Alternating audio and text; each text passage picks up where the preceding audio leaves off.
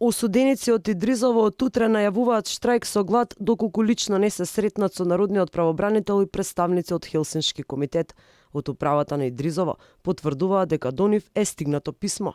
Ние, осудениците, ви известуваме дека од утре, 31 октомври, стапуваме во штрајк со глад поради тешко повредените осуденици на кои не им се укажува лекарска заштита, иако се со тешки телесни повреди како последица од полициската акција.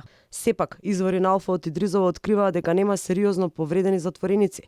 Од 38 прегледани, 12 биле веднаш префрлени на клиника, каде им се направени снимки и бидејќи здравствената состојба им била стабилна, биле вратени назад во затворот.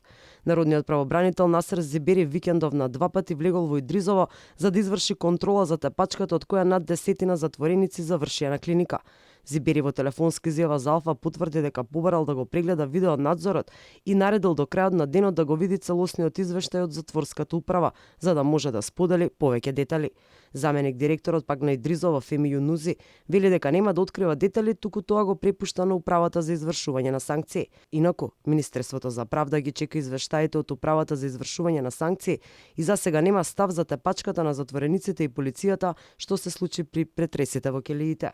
Викендов со судска наредба, полицајци влегува во Идризово за да извршат претрес во келии на одредени осуденици. Група од 60 затвореници се спротивставиле при што настанала тепачка и летале клоци и тупаници. МВР соопшти дека при претресот пронашле 63 мобилни телефони, 82 ножа, 4 шила, 71 полнач за телефони и дрога.